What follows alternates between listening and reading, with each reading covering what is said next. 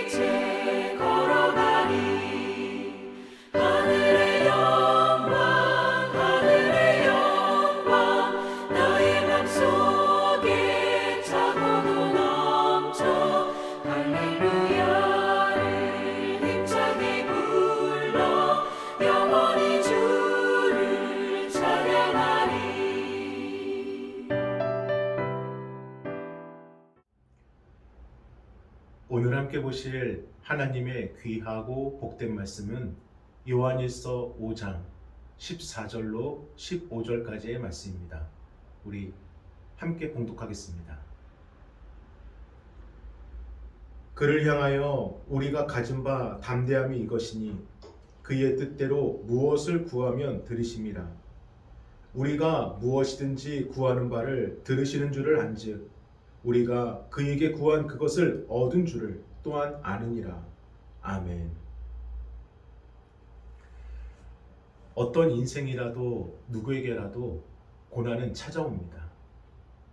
단 그 고난을 무엇을 통해 어디를 바라보느냐에 따라 고난이 절망이 될 수가 있고 고난이 기회와 축복이 될 수도 있습니다.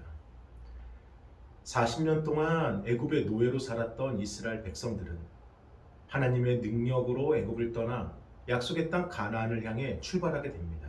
하지만 이 긴박한 상황 속에서 다급하게 출발한 여정의 길은 그들에게 점점 무거운 짐으로 다가왔고 애굽을 출발한 지 한 달 후 준비했던 모든 양식은 다 떨어지게 됩니다.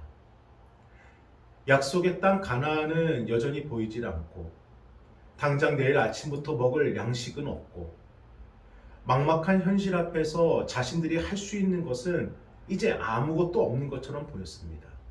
그런데 그 다음날 아침에 새벽 이슬이 마른 자리에 작고 하얀 알갱이들이 이렇게 수북하게 쌓여 있을 때 하나님께서 모세를 통하여 이렇게 말씀하여 주십니다.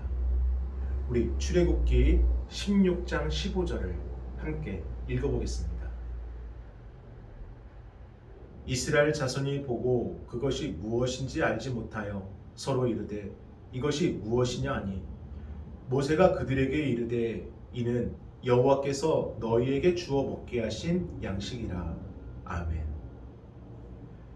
여호와께서 너희에게 주어 먹게 하신 양식, 바로 만나였습니다.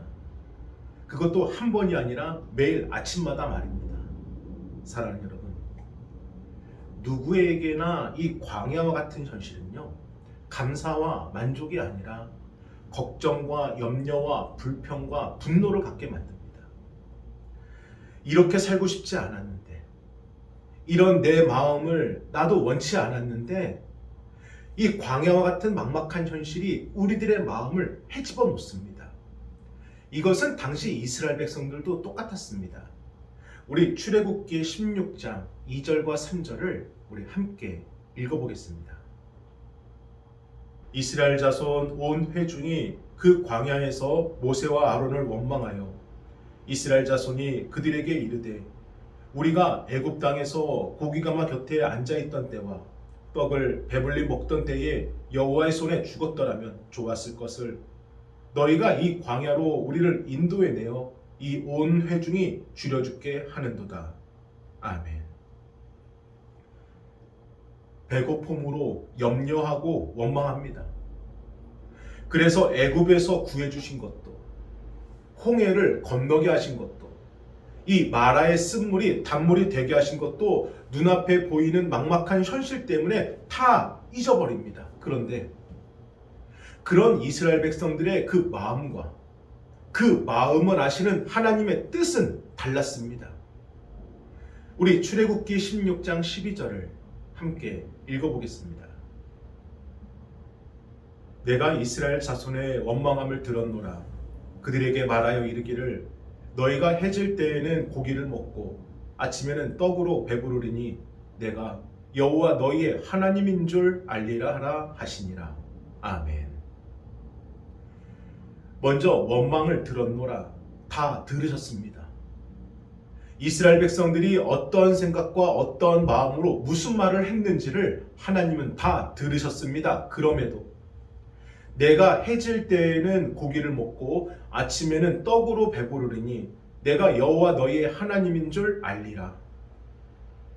영과 육의 그 갈급함을 채워 주겠노라. 도움이 어디서 오는지 보라는 것입니다. 너희들의 원망을 덮어주고 다시 안아주겠노라. 너희들의 구원자가 누구인지를 알라는 것입니다.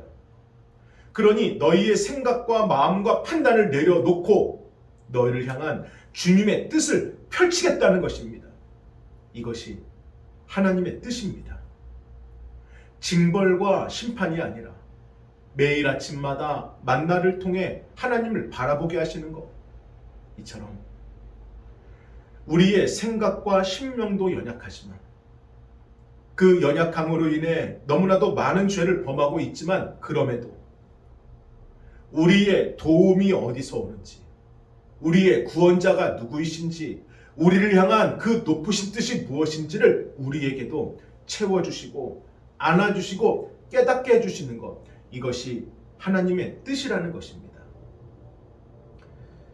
부목사 사역을 할 때 한 권사님께서 이러한 말씀을 저에게 해주시더라고요. 자신은 딸이 대학 갈 때 기도는 했지만 욕심 부리진 않았다고.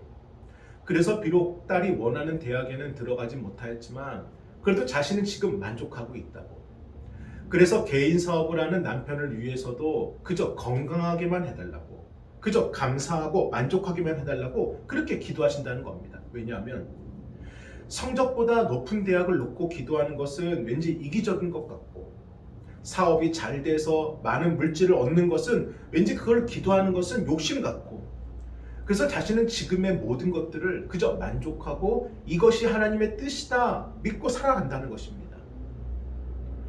물론 이스라엘 백성들처럼 불평하고 원망하는 것이 아니라 그 주신 것에 감사하고 만족하는 권사님의 그 삶은 참으로 훌륭합니다. 그러나 성경은 그것이 하나님의 뜻이 아니다 라고 분명히 우리에게 가르쳐주고 있습니다. 우리 오늘 본문의 말씀입니다. 요한일서 5장 14절로 15절을 우리 다시 한 번 더 읽어보겠습니다. 그를 향하여 우리가 가진 바 담대함이 이것이니 그의 뜻대로 무엇을 구하면 들으시니라. 우리가 무엇이든지 구하는 바를 들으시는 줄을 안즉 우리가 그에게 구한 그것을 얻은 줄을 또한 아느니라. 아멘. 삶의 문제를 우리의 판단으로 불평하고 원망하지도 말아야 되지만 지금의 상황과 형편을 그저 인정하고 받아들이고 안주하지도 말라는 것으로 뭐라 말씀하십니까? 그의 뜻대로 무엇을 구하면 들으심이라. 우리가 그에게 구한 그것을 얻은 줄을 또한 아느니라. 하나님의 뜻을 따라 더 구하라는 것입니다. 20세기 미국의 대표적 신학자였던 빈센트 필 목사가 어느 의사에게 한 가지 질문을 하였습니다. 선생님이 평생 의사로 살아오시면서 가장 기억에 남고 보람되었던 일은 무엇입니까? 라고요. 의사 선생님은 한치의 망설임도 없이 제 인생을 바꾼 한 가지 놀라운 사건이 있었습니다. 수술을 해도 살아날 확률이 10%밖에 안 되는 너무나도 연약한 한 소녀가 있었는데 그 소녀가 수술대에 누워서 간호사들이 준비할 때 저에게 한 가지 조용한 제안을 하더라고요. 그것은 선생님, 사실은 제가 밤마다 이렇게 침대에 누우면은 늘 기도를 했는데 여기서도 기도해도 괜찮겠습니까? 라는 것입니다. 근데 그 소녀의 표정이 무섭거나 두려운 표정이 아니라 너무나도 태평하고 근심 걱정 없이 마치 낮잠을 잠깐 잤다가 다시 일어나겠다라는 그런 말처럼 들리는 그 순간 의사에는 너무나도 괴로웠다고 합니다. 왜냐하면 자신은 어렸을 때부터 지금까지 단 한 번도 하나님께 그렇게 기도한 적이 없거든요. 그리고 자신은 지금도 하나님을 잃어버리고 살고 있거든요. 순간 의사 선생님은 오히려 누워있는 소녀에게 아가야, 그러면 선생님을 위해서도 너가 기도해 줄 수 있겠니? 라고 기도를 부탁했다는 것입니다. 그때 소녀가 조용히 눈을 감고 선생님의 손을 이렇게 잡으며 하나님, 오늘도 하나님의 놀라운 은혜가 우리 선생님과 저에게 있음을 믿습니다.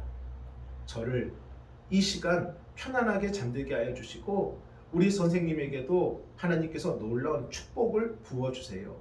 그리고 이 수술이 마친 후에 우리 두 사람이 다시 한 번 더 하나님께 감사 기도하게 해주세요. 아멘.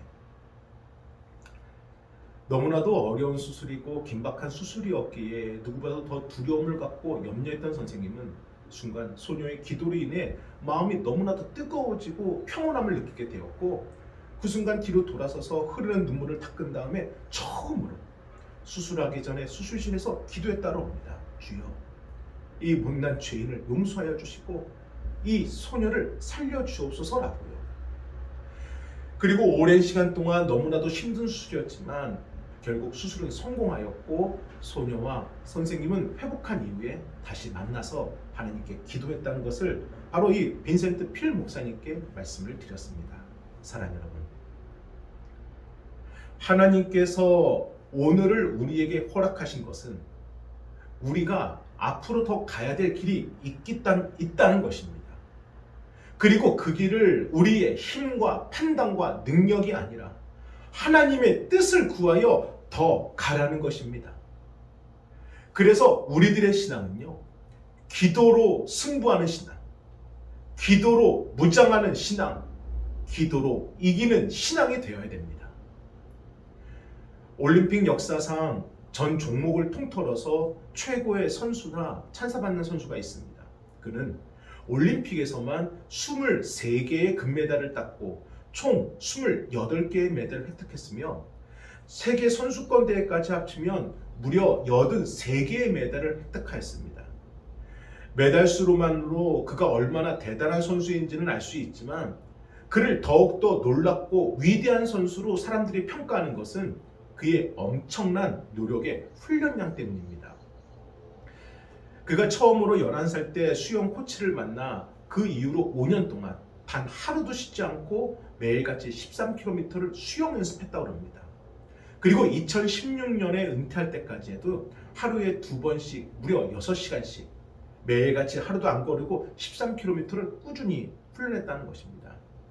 그리고 그가 먹는 식사량은 너무나도 엄청나서 일반 성인 남성이 먹는 하루 정량 칼로리보다 5배가 넘는 무려 12,000칼로리를 먹으면서도 매일같이 꾸준히 하는 근육 강화 훈련과 이 웨이트 훈련으로 그의 체지방률은 늘 4%대를 유지했다고 합니다. 그가 바로 미국의 수영 선수 마이클 펠프스입니다. 그런데 펠프스 선수뿐만 아니라 세계적으로 성공한 선수들의 한결과 같은 공통점은 그들은 재능이 아니라 오직 노력을 바탕으로 한 엄청난 훈련량이라는 것입니다. 기도도 이와 같습니다. 기도로 승부한다는 것, 우리가 기도로 무장한다는 것, 우리가 기도로 이긴다는 것은 잠깐 긴급하게 드리는 기도가 아니라 한 번의 기도일지라도 그 기도에 온 힘을 다해 승부를 건다는 것입니다. 예수님의 기도는 그러한 기도였습니다. 우리 누가복음 22장 44절을 함께 읽어보겠습니다. 예수께서 힘쓰고 애써 더욱 간절히 기도하시니 땀이 땅에 떨어지는 핏방울 같이 되더라. 아멘. 사랑하는 여러분, 기도의 양적인 증가가 기도의 질적인 변화를 일으킵니다. 물론 방언 기도를 드리고 예배 시간에 앞에서 대표로 기도하는 것도 훌륭한 기도이지만 십자가의 사명을 감당하셔야 했던 예수님께서 드리신 기도는 힘쓰고 애써 더욱더 간절히 오랜 시간 동안 드려진 기도였습니다. 이처럼 우리의 기도도 예수님처럼 기도할 때 그때 이기는 신앙이 되는 것입니다. 그러므로 첫 번째, 기도의 시간을 정하십시오. 예수님께서 예루살렘 성전에 올라가셨을 때 그곳은 성전이 아니라 장사꾼들의 시장통이었습니다.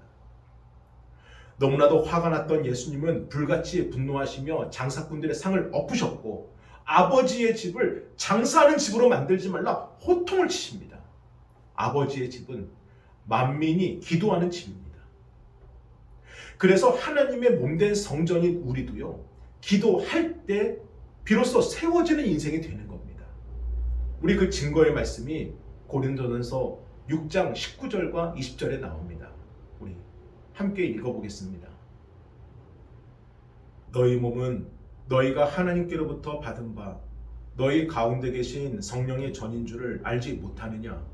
너희는 너희 자신의 것이 아니라 값으로 산 것이 되었으니 그런즉 너희 몸으로 하나님께 영광을 돌리라.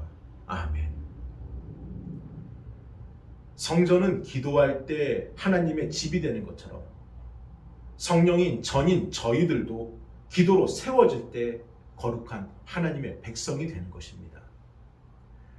그래서 믿음의 선조들에게도 삶의 가장 중요한 부분은 예수님처럼 기도의 시간이었고 그들은 하나님과의 약속을 통해 매일같이 지속적으로 그 기도의 시간을 정하여 기도를 드리셨습니다.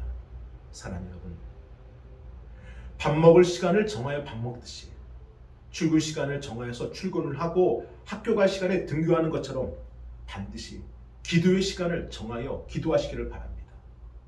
목사님, 저는 언제든지 은혜를 받으면 그때그때마다 기도하는데요. 그것도 중요한 기도 아닌가요? 물론 맞습니다. 그러나 우리의 연약한 심령은요, 늘 기도를 보는 것이 아니라 늘 넘어지는 것을 보기 때문에 우리의 마음이 기도보다는 너무나도 수시로 급한 일에 매이게 됩니다.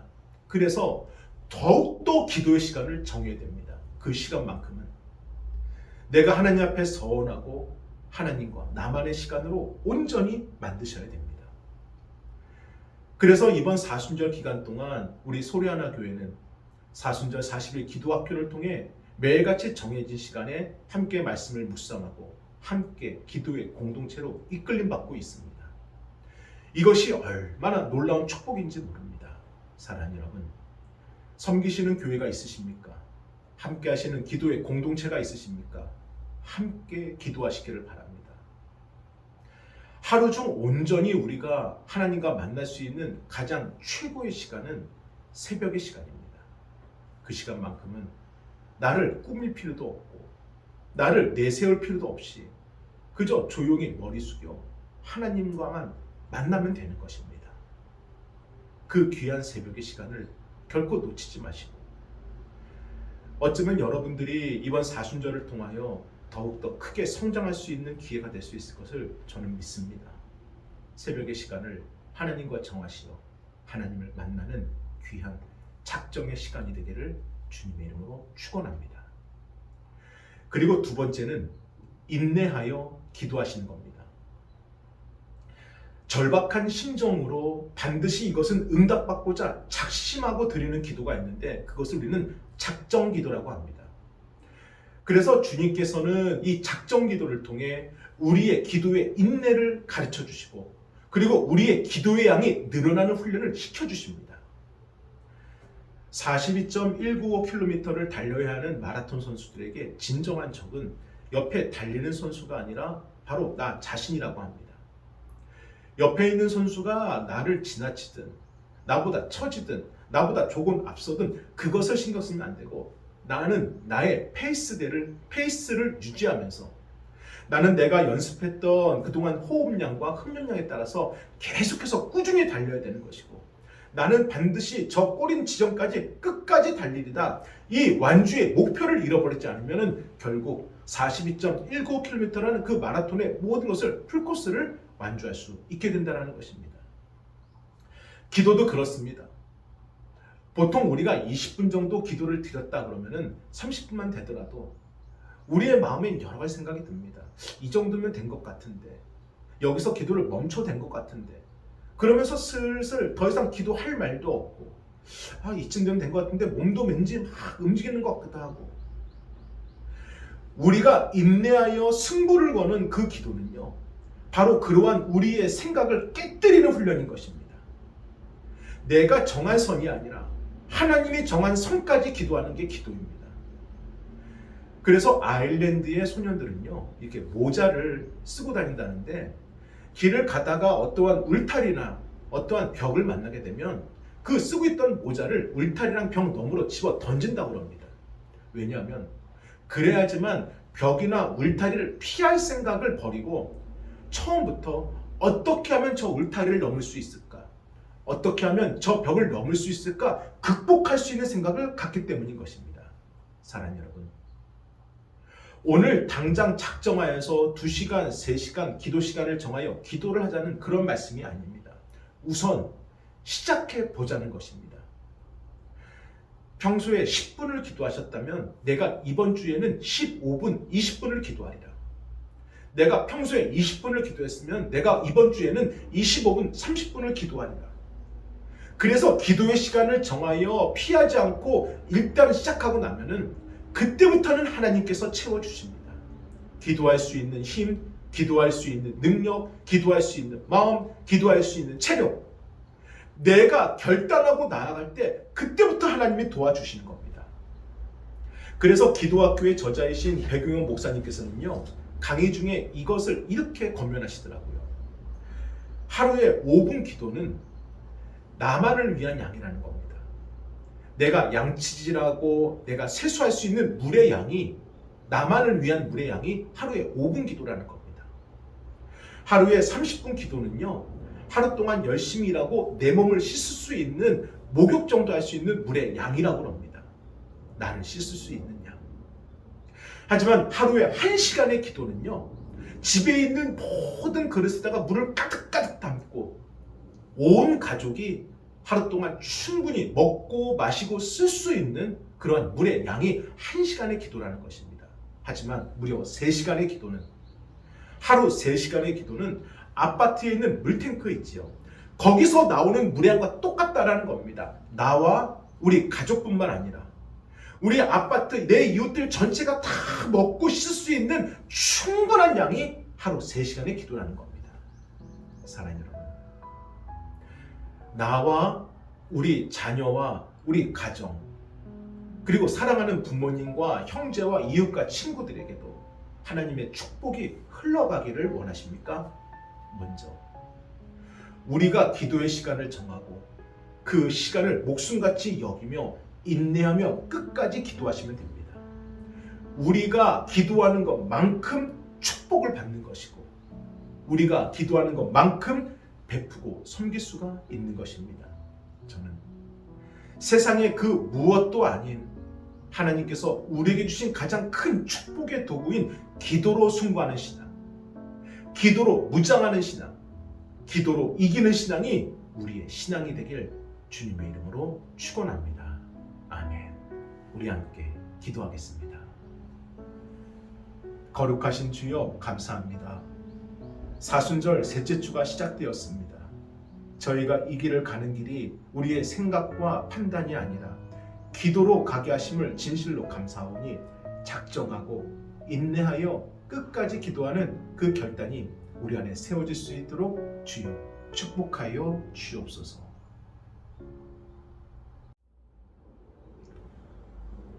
감사합니다.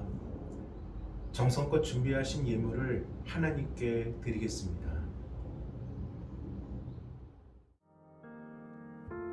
날마다 숨쉬는 순간마다 내 앞에 어려운 일 보내 주님 앞에 이 몸을 맡길 때 슬픔 없네, 두려움 없네. 주님의 그 자비로운 손길 항상 좋은 것 주시도다. 사랑스레 아픔과 기쁨을, 수고와 평화와 안식을.